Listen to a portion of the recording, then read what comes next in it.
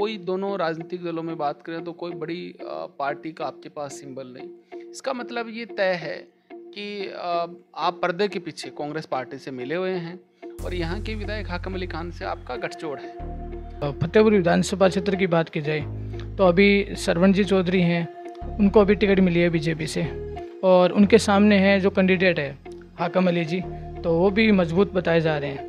तो आपको क्या लगता है, पिछली बार की तरह इस बार भी टक्कर होगी? 100% टक्कर होगी, दोनों ही दलों में टक्कर होगी।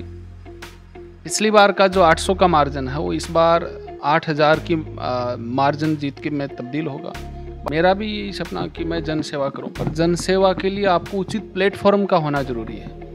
और मेरा ये मानना था कि मैं जनता की आवाज़ को, अंतिम छोर पे बैठे हुए व्यक्ति की आवाज़ को तभी मजबूती से बुलंद कर सकता हूँ जब कोई अच्छा प्लेटफॉर्म हो।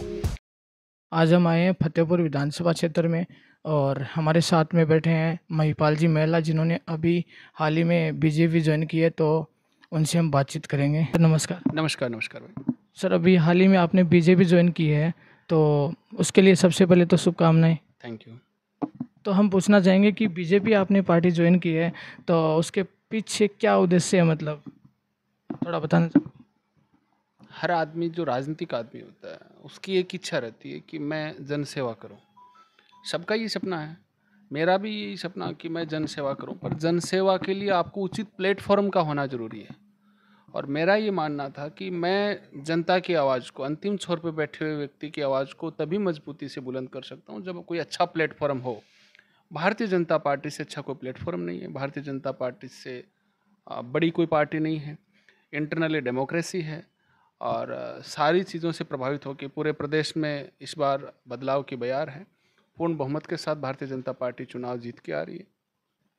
हमारे जितने भी जो लोग हैं, सबकी इच्छा थी कि हम राजनीतिक दल में जाएं तो भारतीय जनता पार्टी में जाएं, सारी जन भावनाओं को ध्यान में रखते हुए और सम्माननीय देश के प्रधानमंत्री नरेंद्र मोदी जी की नीतियों से प्रभावित होकर भारतीय जनता पार्टी को ज्वाइन किया। जैसे कि पूछना चाहूँगा कि राजस्थान में एक परंपरा चलती आ रही है काफ़ी टाइम से कि एक बार कांग्रेस, एक बार बीजेपी, ये सब चलता आ रहा है। निरंतर लोगों में विश्वास नहीं रहता है, या फिर क्या रीज़न है जिसके लिए, मतलब कि एक जो पार्टी है वो निरंतर है, स्टेबिलिटी नहीं ला सकती? ये तो जनता जनार्दन का जो निर्णय है वो सर्वमान्य है। कांग्रेस पार्टी ने खूब सारा यहाँ घोषणाएं की, धरातल पे तो कितनी उतर पाई नहीं उतर पाई, आपने भी, प्रदेश की जनता ने बहुत अच्छे से उस बात को एनालिसिस किया है। पर ये बात तय है कि भारतीय जनता पार्टी पूर्ण बहुमत से आएगी। थोती घोषणाओं से सरकारें रिपीट नहीं होती है। हाँ, कुछ अच्छी चीज़ें हुई हैं, आ, कुछ अच्छी चीज़ें हुई हैं जिनको हम भी अप्रिशिएट करते हैं, पर उन सारी चीज़ों के ऊपर क्राइम, करप्शन और महिला अत्याचार इतना हावी हो गया कि हर आदमी अभी ये चाहता है कि भारतीय जनता पार्टी की सरकार लेके आए। भारतीय जनता पार्टी की सरकार बनेगी, महिलाएं सुरक्षित हैं, करप्शन पे कंट्रोल होगा, क्राइम पे कंट्रोल होगा। और ये तीन कांग्रेस पार्टी की सबसे बड़ी फेलियर इस 5 साल के शासन में रहा है। हर आदमी ने करप्शन में खूब सारे रिकॉर्ड बनाने का काम किया है। सरकार के पैसे का, जो जनता की गाड़ी कमाई के टैक्स का जो पैसा था, उसका इतना दुरुपयोग हुआ है जितना पिछले 20 साल में नहीं हुआ होगा।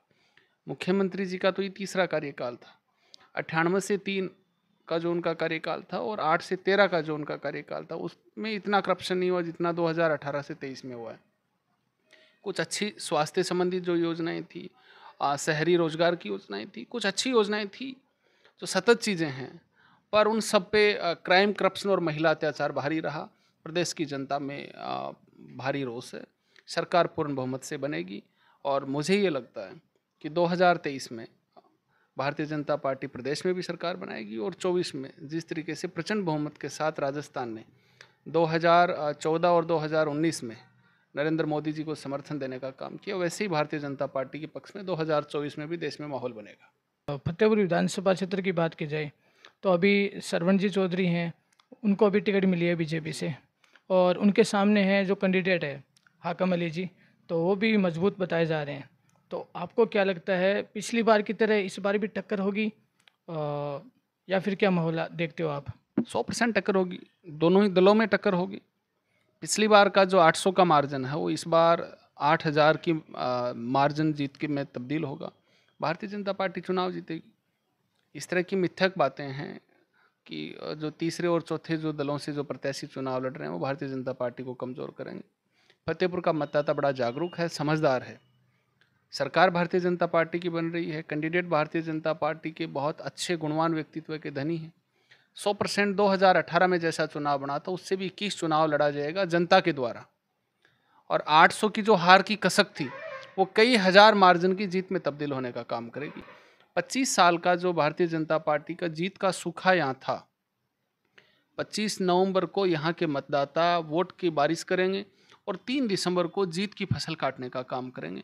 100% श्रवण चौधरी फतेहपुर के विधायक होंगे और भारतीय जनता पार्टी लंबे समय बाद यहाँ कमल का फूल खिलाएगी।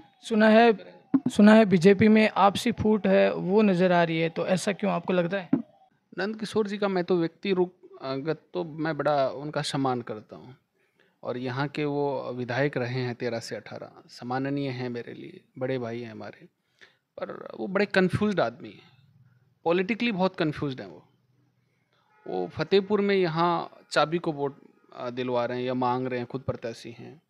फतेहपुर के सटीव कॉन्स्टिट्यूंसी है, वहाँ उससे कोई उनसे पूछता है तो वहाँ वो फूल के लिए वोट डलवा रहे हैं। थोड़ा सा आगे सीकर में वो कांग्रेस के लिए वोट डलवा रहे हैं। दहोद की कोई बात करता तो कह रहे हैं अभी रुको बताते हैं। सुपरली कंफ्यूज्ड है। नंद किशोर जी को जनता ने चुनाव जिताया था 2013 से 18 में, उनके पास जिम्मेदारी थी। पहले ऐसे विधायक शेखावाटी के रहे हैं, उनके रिकॉर्ड है ये कि जिनका खुद का पैसा, अखबारों की बड़ी बड़ी सुर्खियां बनी थी, विधायक कोष का पैसा वो खर्च नहीं कर पाए, खुद की विधायक कोष की जो राशि थी वो लैप्स हो गई। फतेहपुर की जनता ने उनको चुनाव जिताया था। अब उनकी ये नैतिक जिम्मेदारी बनती है कि जन भावनाओं को ध्यान में रखते हुए फतेहपुर की जनता चाहती है कि कांग्रेस के कुशासन को और यहाँ के विधायक हाकम अली खान को बाहर फेंके। उसका रास्ता भारतीय जनता पार्टी से होकर गुजरता है। नंद किशोर जी के बड़े भाई सम्माननीय सुभाष जी को भारतीय जनता पार्टी ने अपना प्रत्याशी बनाया है। उनकी नैतिक जिम्मेदारी बनती है कि लक्ष्मणगढ़ में वो सुभाष जी के पक्ष में वोट मांगने का काम करें और भारतीय जनता पार्टी के जो अधिकृत प्रत्याशी हैं श्रवण जी, उनके पक्ष में फतेहपुर में वोट मांगने का काम करें। फतेहपुर की जनता ने तो उन्हें बहुत असीम आशीर्वाद उनको दिया है।